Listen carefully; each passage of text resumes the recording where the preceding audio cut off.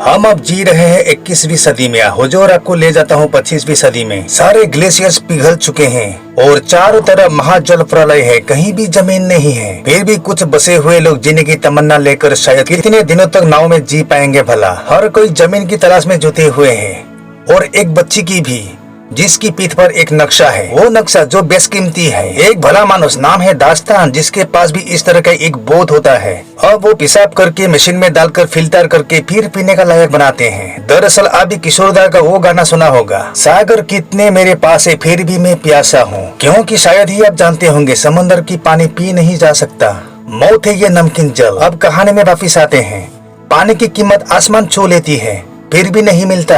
अब दास्तान को एक बंजारा अपनी दास्तान सुनाकर मूर्ख बनाने को कोशिश करता है और धमकियां भी लगाता है कि तुम मेरा कहना मानो, नहीं तो जल्द मरोगे तुम। दास्तान भी कोई गंवार नहीं, कहते हैं बालक तुम अपना देखो बेटा। दरअसल ये चोर कहीं के दास्तान का नाव में से कुछ फल चुराया होता है और दिखाया दूर से, और दूर से दांत दिखाया और हंसने लगा, देखो मैंने क्या क्या क्या उखाड़ लोगे तुम। अब दास्तान को बड़ा गुस्सा आया उसकी हरकत देखकर। अपना नाव में से खेदी जा करके वो उसका नाव चीर डालता है और पीछे से कुछ समंदर के लुटेरे उसकी नाव को लूटता है और उसे चटनी बनाकर चले जाते हैं। अब ये लुटेरे दास्तान का नाव देखकर उसे लूटने पीछा करता है, पर उसका बोध काफी एडवांस टाइप के होते हैं और बटन दबाते ही लुटेरे बस देखते ही रह जाता है। अब दास्तान हर किसी को मिट्टी दिखाता है, क्योंकि महाजल प्रलय है। मिट्टी अब सोना के भाव बिकता है। मिट्टी देखते ही सभी लोग लालची बन जाता है।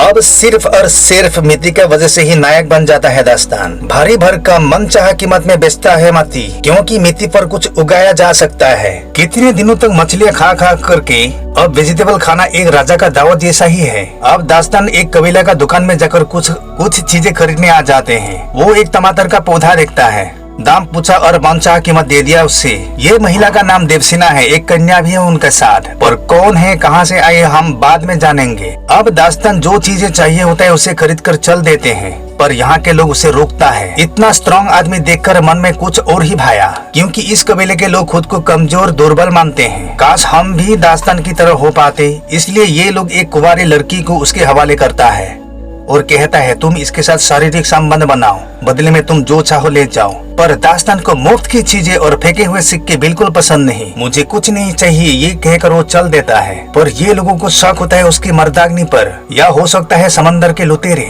इसलिए सभी आकर उसे धर दबोचा, पर कान में गिल्स देखता है, यानी ये इंसान नहीं एक जल अप्सरा है। उसे कैद कर लेता है ये लोग, क्योंकि दास्तान एक म्यूटेंट है, पानी में बसने वाला जीव है, न कि जमीन पर। अब उसे मौत का सजा देते हैं लोग, लेकिन पानी में डूबने से पहले कुछ लुटेरे आकर के इस कबीला पर हमला कर देता है। अब डूबते हुए दास्तान को एक शर्त पर देवसेना बचाएगी, बदले में उसे उनके साथ ले जाना होगा।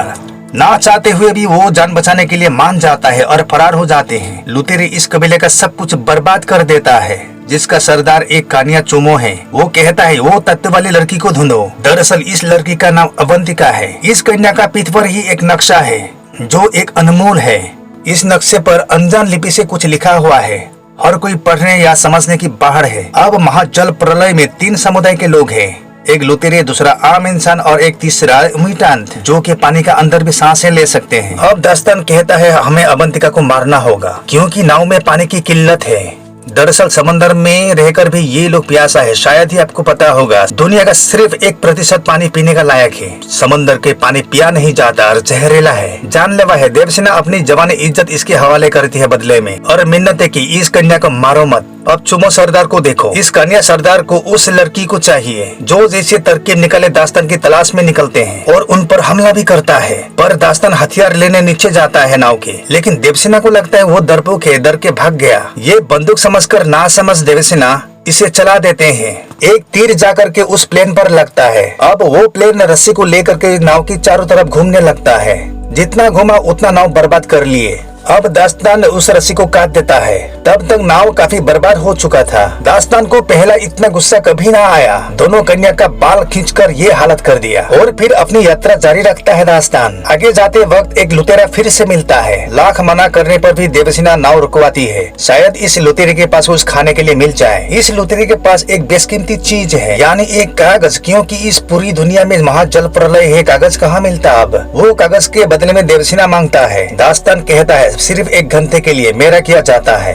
वो लुतेरे देवसेना को मजा लेने के लिए नीचे ले जाता है। कुछ समय के बाद कबाब में हड्डी बनकर दास्तान आ जाता है पीछे और कहता है 1 घंटा हो गया ना, पर लुतेरे को और चाहिए मजा। वो चाकू लेकर के उसे डराता है, पर दास्तान उसे जहन्नुम भेज देता है। अब बहुत दिन कुछ खाया पिया नहीं, तो नीचे जाकर के मछली शिकार करके सभी लोग बारबेक्यू बनाकर खाते हैं। अब तीनों अच्छे दोस्त बन चुके हैं। फिर से समंदर के लुतेरे हमला बोलते हैं उनका ऊपर, क्योंकि अवंतिका की पीठ पर जो नक्शा है उन्हें चाहिए, उन्हें हासिल करना है उन्हें। अब दास्तान को ये बात समझ में नहीं आया क्यों लुतेरे हाथ धोकर के उनके पीछे पड़े हुए हैं, जबकि उनके साथ उनका कोई दुश्मनी भी नहीं है। देवसेना बताती है वो लड़की का पीठ पर जो नक्शा है इसके लिए, जिसके सहारे हम उस ड्राईलैंड पर पहुंच सकते हैं। दास्तान कहता है छे, ऐसी कोई चीज है ही नहीं, मिथ है, क्योंकि इस महाजल प्रलय में पूरा दुनिया बर्बाद हो चुका है पानी में। लेकिन देवसेना मानती नहीं, वो कहती है ड्राईलैंड है कहीं। अब दास्तान इसे कहता है तुम्हें देखना है। एक तरकीब निकल करके देवसेना को वो पानी का गहराइयों तक ले जाता है और दिखा देता है सारी दुनिया, जो कि जल महाप्रलय में दुनिया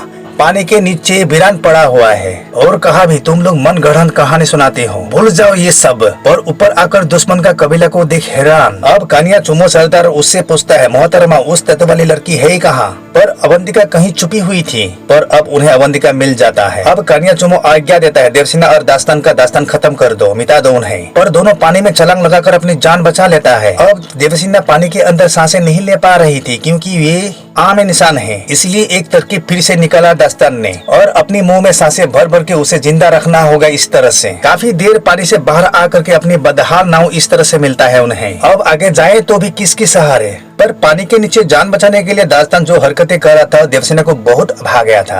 अब उन्हें लगा दास्तान एक भला मनुष्य। दास्तान के लिए देवसेना का दिल अब धड़कने लगा। दोनों पानी में ही एक कोने में प्यार में पानी पानी होने लगे। अब वो आवारा लुटेरे जो देवसेना से 1 घंटा हसीन पल लिए थे, वो कागज मिल जाता है उन्हें। कागज पर आइलैंड की एक मानचित्र था। दास्तान को अब समझ में आया ये कागज और वो तत्व जो अवंतिका का पीठ पर है, दोनों बिल्कुल सेम हैं, जो कि उस ड्राईलैंड पर ले जाने में मददगार साबित होगा। अब आगे जाए तो भी कैसे जाए, नाव पूरी तरह से ध्वस्त हो चुके हैं। अब आसमान से गुब्बारा जहाज लेकर एक बंदा आता है जो कि देवसेना को तलाश कर रहा होता है। ऊपर से ही वो कहता है अच्छा हुआ तुम नाव को जला दिया, नहीं तो मैं तुम्हें यहाँ यहाँ वहाँ कहाँ नहीं ढूंढा, क्योंकि नाव के जलने पर धुआं जो उबल रहा था ऊपर, उसी के सहारे में यहाँ तक आ पहुँचा। दोनों को रेस्क्यू करके ले जाता है वो। अब दास्तान अवंतिका की तलाश में उस विशाल जहाज तक पहुँच गया।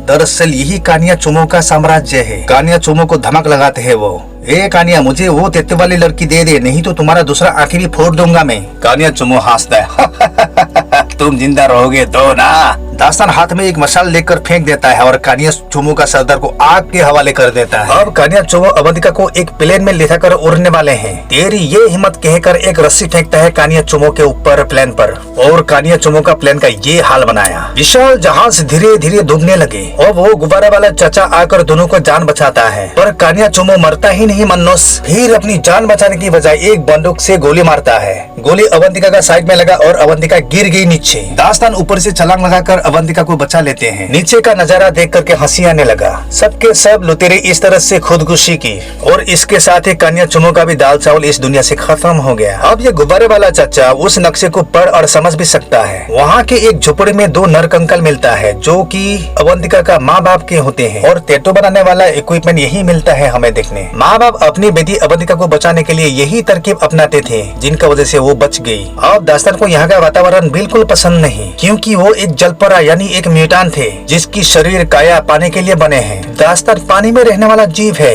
इसलिए वो वापस जाने के लिए ठान लेता है जहाँ से वो बिलोंग करता है। पर देवसेना और अवंतिका को बहुत दुख हुआ दिल में। वे चाहता है दास्तान यही रुक जाए। अब कहा भी तुसी ना जाओ जी, हम यही अपनी एक सुंदर संसार बनाएंगे। पर वो मना कर दिया और चला गया अपनी गली। पता नहीं वापस कब आएगा या नहीं।